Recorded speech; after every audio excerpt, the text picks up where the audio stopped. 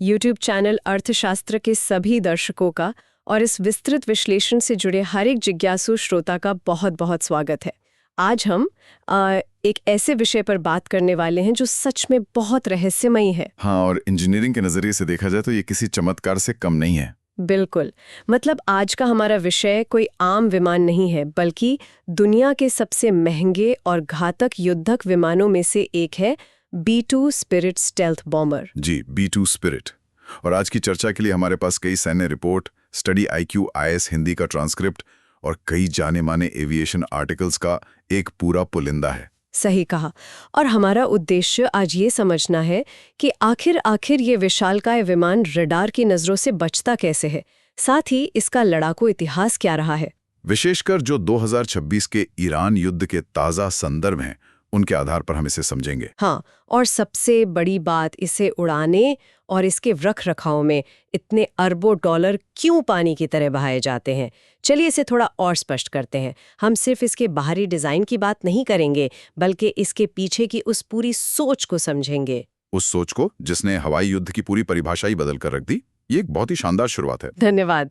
तो इतिहास के पन्नों में अगर हम जाएं, तो ये डिजाइन आया कहाँ से? देखिए, अगर हम इसे शांत और विश्लेषणात्मक दृष्टि से देखें तो B-2 स्पिरिट महज लोहे और तारों से बना एक विमान नहीं है। तो फिर इसे हम क्या कह सकते हैं? यह शीत युद्ध यानी कोल्ड वॉर की मानसिकता और हथियारों की होड़ का एक एक चरम परिणाम है।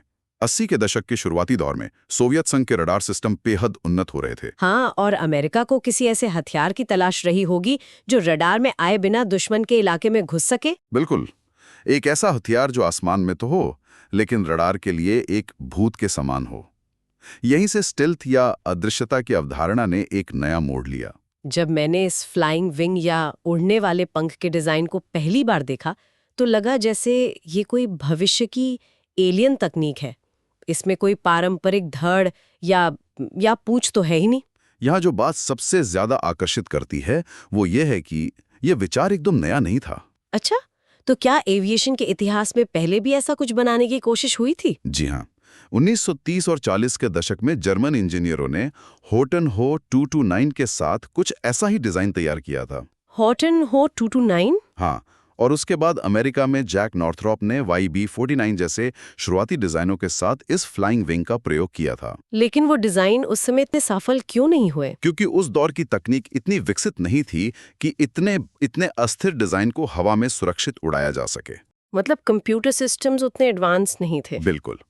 आज का B-2 स्पिरिट बिना किसी पारंपरिक धड़ या वर्टिकल टेल के आसमान में राज करता है। पर एक बात बताइए, पूंछ या वर्टिकल टेल को पूरी तरह से हटा देने का क्या तुक है?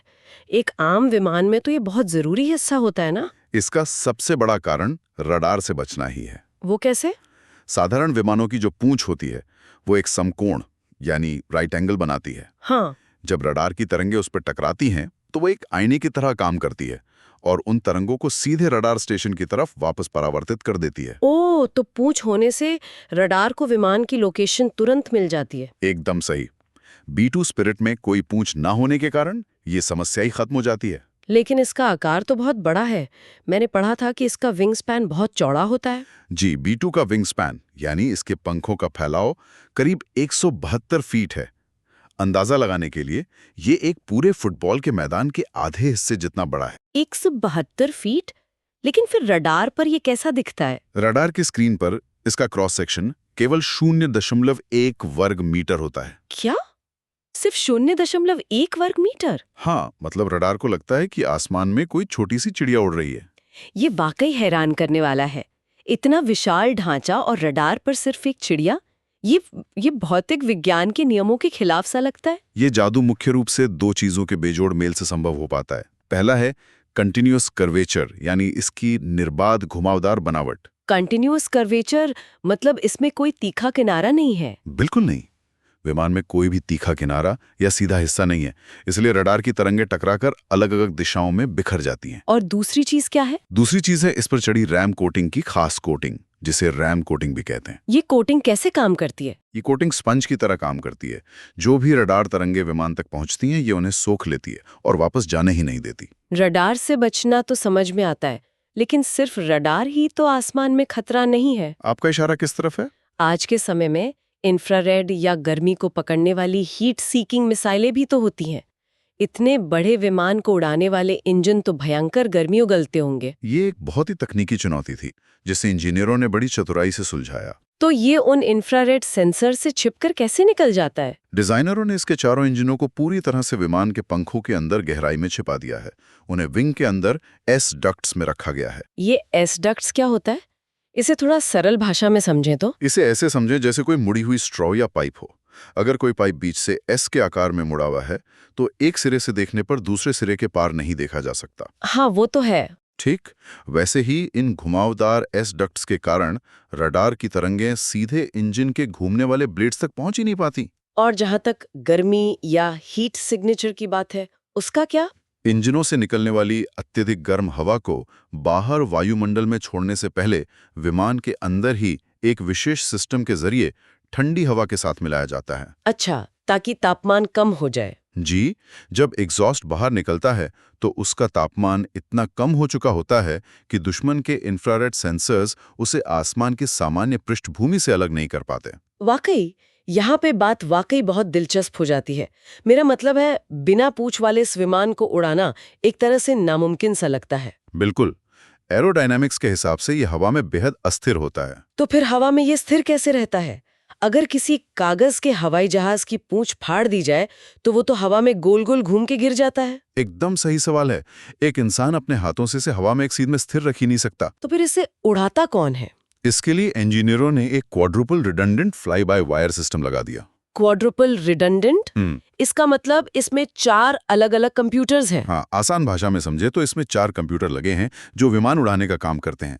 ये चारों लगातार एक दूसरे से बात करते हैं और डेटा का मिलान करते हैं। जी, और विमान को स्थिर रखने के लिए प्रति सेकंड सैकड़ों बार इसके छोटे छोटे कंट्रोल सरफेस में सुधार करते हैं। मतलब पायलट सिर्फ कमांड देता है? हाँ, इंसान कमांड देता है और कंप्यूटर ये तय करते हैं कि विमान को मोड़ते समय उसे अस्थिर होने से कैसे बचाया जाए। डिजिटल तकनीक का ये एक ऐसा इस्तेमाल है जो इसे एक अचूक हथियार बनाता है। बिल्कुल। चलिए अब इसके लड़ाकू इतिहास और उन इंसानों की बात करते हैं जो इस मशीन के अंदर बैठते हैं। ये हिस्सा भी काफी दिलचस्प है। स्रोतों के अनुसार 1999 के कोसोवो युद्ध में पहली बार इस विमान ने दुनिया के सामने अपनी ताकत दिखाई थी। और इसके आंकड़े भी चौंकाने वाले हैं।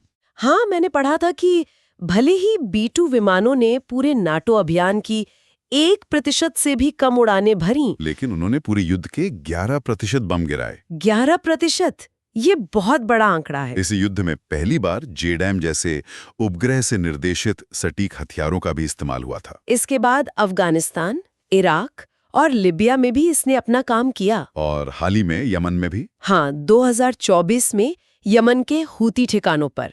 लेकिन हमारे स्रोतों में ईरान से जुड़ी कुछ बेहद महत्वपूर्ण सैन्य रिपोर्ट्स भी शामिल हैं। जी, 2025 और 2026 के ईरान युद्ध की रिपोर्ट्स। यहाँ दर्शकों के लिए ये स्पष्ट करना बहुत जरूरी है कि हम इन घटनाओं का विशुद्ध रूप से एक तकनीकी केस स्टडी के तौर पर विश्लेषण कर रहे हैं। बिल्कुल। इन रिपोर्ट्स में दर्ज दावों को बिना किसी राजनीतिक या वैचारिक पक्ष के देखा जा रहा है, ताकि सिर्फ हथियारों की तकनीकी क्षमता को समझा जा सके। ये एक बहुत ही जरूरी स्पष्टीकरण है। तो विशुद्ध सैन्य नजरिए से देखें तो इन स्रोतों में 2025 में ईरान के ठिकानों पर हुए हमलों का क्या जिक्र है? स्रोतों में फोर्डो और नतांज परमाणु ठिकानों पर हुए हमलों का विस्तार से जिक्र है। फोर्डो का ठिकाना कोई साधारण इमारत नहीं था। तो वो कैसा ठिकाना था? ये जमीन के अंदर पहाड़ के नीचे करीब 300 फीट गहराई में स्थित था। 300 फीट गहरी इमारत? ऐसे गहरे ठिकानों को नष्ट करने के लिए किसी आम बम का इस्तेमाल तो नहीं किया जा सकता? बिल्कुल नहीं। इसके लिए B-2 ने 30,000 पाउंड यानी करीब 13,000 किलो का मैसिव ऑर्डिनेंस पेनिट्रेटर बम गिराया। 13,000 किलो का बम? जी, जिसे आम बोलचाल में बंकर बस्टर भी कहा जाता है। दुनिया में B-2 इकलौता ऐसा विमान है जो इतने विशालकाय बम को अपने अंदर रखकर ले जा सकता है। 2026 के ईरान युद्ध के दस्तावेजों में भी इसकी भूमिका इसी वजह से बेहद रणनीतिक बताई गई होगी। हाँ, क्योंकि ये दुश्मन की सीमा में बिना रडार पर आए इतने भारी हथियार गिराने की क्षमता रखता है। 13,000 किलो का बम और ऐसे 2 बम ये एक साथ ले जा सकता है। ये सच में एक उड़ते हुए पहाड़ जैसा है। और इसे उड़ाने वाले इंसान? हाँ, जरा उन पायलटों के बारे में सोचिए जो इसे उड़ाते हैं। स्रोतों में अफगानिस्तान के दौरान एक ऐतिहासिक रिकॉर्ड का जिक्र है। अमेरिका से लगातार 44 घंटे की उड़ान भर के बमबारी करने का रिकॉर्ड। 44 घंटे! एक B2 में सिर्फ 2 पायलट होते हैं ना? हाँ, एक लेफ्ट सीट पर और एक राइट सीट पर। 44 घंटे तक लगातार एक छोटे से कॉकपिट में बैठे रहना, ये मानवीय क्षमता की चरम सीमा की परीक्षा है। विमान में हवा में ही ईंधन भरने की क्षमता है, इसलिए मशीन तो बिना रुके चलती रहेगी। लेकिन इंसानी शरीर का क्या? यही वो जगह है जहां इंसान और मशीन के बीच की सीमाएं चुनौती पेश करती हैं। इतने लंबे मिशन में पायलटों को अपनी नींद और खाना बहुत ही वैज्ञानिक तरीके से प्रबंधित करना पड़ता है। कॉकपिट के अंदर जगह भी तो बहुत सीमित होती है। हाँ, ये किसी छोटी सी अलमारी में 2 दिन बिताने जैसा है। स्रोतों में ये भी बताया गया है कि थकान से निपटने के लिए कॉकपिट के ठीक पीछे एक छोटी सी जगह होती है, जहां एक साधारण सी बीच लाउंज कुर्सी रखी जाती है। जरा सोचिए, $2 अरब की दुनिया की सबसे खतरनाक मशीन, और उसमें पायलट के सोने के लिए बाजार से खरीदी गई एक सस्ती सी आराम कुर्सी। ये विरोधाभास अपने आप में एक कहानी कहता है। इसके अलावा विमान में एक छोटा टॉयलेट और गर्म खाना पकाने की थोड़ी सी सुविधा भी मौजूद है। तकनीकी रूप से दुनिया का सबसे उन्नत विमान, और उसमें पायलटों के आराम का स्तर इतना बुनियादी। इसी से पता चलता है कि मिशन का ध्यान सिर्फ और सिर्फ हथियार गिराने और सुरक्षित वापस लौटने पर होता है। ये इंसान और मशीन का वो तालमेल है जहां दोनों को अपनी सीमाओं से परे जाकर काम करना होता है। लेकिन हर चमत्कार की एक भारी कीमत चुकानी पड़ती है, और B2 की कीमत तो सच में होश उड़ा देने वाली है। जी, इसे अक्सर सैन्य हलकों में हैंगर क्वीन कहा जाता है। हैंगर क्वीन मतलब जो ज्यादातर समय हैंगर में ही खड़ी रहे। इसका कारण इसकी कीमत है। हाँ, इस एक विमान की कीमत लगभग $2.1 बिलियन यानी $2 अरब से भी ज्यादा है। बाप रे! और सिर्फ इसे खरीदना ही महंगा नहीं है ना? बिल्कुल नहीं। इसे हवा में रखने का खर्च, जिसे फ्लाइट आवर कॉस्ट कहते हैं, वो $1,30,000 से लेकर $1,50,000 प्रति घंटा आता है। 1 घंटे का खर्च करोड़ों रुपयों में। और ये खर्च सिर्फ ईंधन या पायलट की तनख्वाह का नहीं है। तो फिर सबसे ज्यादा खर्च किस चीज का है? ये खर्च मुख्य रूप से इसके रख-रखाव का है। स्रोतों के मुताबिक B2 की 1 घंटे की उड़ान के बाद हाँ, जमीन पर 50 से लेकर 119 घंटे तक का रखरखाव करना पड़ता है। 1 घंटे की उड़ान के लिए 100 घंटे से ज्यादा का मेंटेनेंस। ऐसा क्यों? इसका सबसे बड़ा कारण है इसकी वो संवेदनशील कोटिंग, जिसके बारे में हमने शुरुआत में बात की थी। वही रडार अब्सॉर्बेंट मटेरियल? जी, ये परत तेज धूप, गर्मी, नमी और यहाँ तक कि बारिश से भी खराब हो सकती है। मतलब इसे किसी आम हवाई जहाज की तरह बाहर खुले में पार्क नहीं किया जा सकता? नहीं, इसके लिए B2SS नाम के खास एयर कंडीशन हैंगर बनाए गए हैं, जहां तापमान और नमी एकदम नियंत्रित रहती है। रखरखाव की बात चली है तो स्रोतों में एक और तथ्य है जो बहुत ही अचंभित करने वाला है। आप किस तथ्य की बात कर रही हैं? इसकी सफाई की। इसकी सतह को खरोचों से बचाने के लिए इसे साफ करने में क्रिस्टलाइज्ड व्हीट स्टार्च का इस्तेमाल होता है। जी हाँ, एक विशेष प्रकार की गेहूं का स्टार्च। जरा कल्पना कीजिए, $2 अरब की मशीन, और उसे उस चीज से साफ किया जा रहा है जिससे हम सोप गाढ़ा करते हैं। ये सुनने में जरूर हास्यास्पद लगता है। ये तो ऐसा है जैसे किसी चमचमाती फेरारी को मुल्तानी मिट्टी से धोया जा रहा हो। लेकिन ये उस कोटिंग की संवेदनशीलता को दर्शाता है। कोई भी कठोर केमिकल या ब्रश उस कोटिंग को खुरच सकता है। और खरोच से क्या होगा? रडार की तरंगें उस खरोच से टकराकर विमान की लोकेशन बता सकती हैं। इसलिए गेहूं का स्टार्च एक सुरक्षित विकल्प का काम करता है। ओह, अब समझ में आया। लेकिन रखरखाव की मुश्किलें सिर्फ कोटिंग तक सीमित नहीं हैं। और क्या मुश्किलें हैं? जब इस विमान का डिजाइन बना था तब शीत युद्ध जोरों पर था।